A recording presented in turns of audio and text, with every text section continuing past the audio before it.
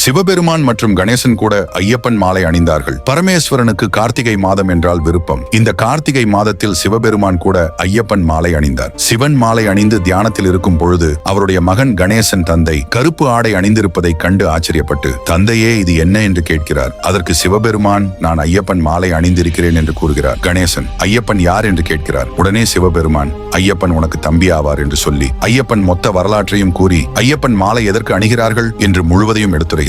உடனே கணேசர், எனக்கு தம்பி உள்ளாரா? அவரை நான் காண வேண்டும். நானும் உங்களுடன் ஐயப்பனுக்கு மாலை அணிகிறேன் என்கிறார். சிவபெருமானே குருசாமியாக இருந்து கணேசருக்கு மாலை அணிவிக்கிறார். இருவரும் இருமுடி கட்டிக்கொண்டு சாமியே சரணம் ஐயப்பா என்று கஷ்டப்பட்டு மலை மேல் ஏறுகிறார்கள். ஐயப்பன் நாமத்தை ஜெபித்துக் கொண்டே 18 படியின் மேல் ஏறுகிறார்கள். சன்னதியில் முதன்முறையாக கணேசன் ஐயப்பனை காண்கிறார். கணேசன் உடனே கண் கலங்கி சாமியே சரணம் ஐயப்பா என்று கூறுகிறார். ஐயப்பன் நேரடியாக கணேசன் முன் தோன்றி, அண்ணா, என்னை காண நீங்களே நேரடியாக வந்தீர்களா என்று கூறுகிறார். கணேசன், உன் தெய்வீக சன்னதிக்கு வர நான் கொடுத்து வைத்திருக்க வேண்டும் என்று விநாயகர் கூறுகிறார். இதை பார்த்த சிவபெருமான் மிகவும் சந்தோஷம் அடைந்தார். உங்களுக்கு ஐயப்பன் பிடிக்கும் என்றால் சரணம் ஐயப்பா என்று கமெண்ட் செய்து நமது சேனலை சப்ஸ்கிரைப் செய்து கொள்ளுங்கள்.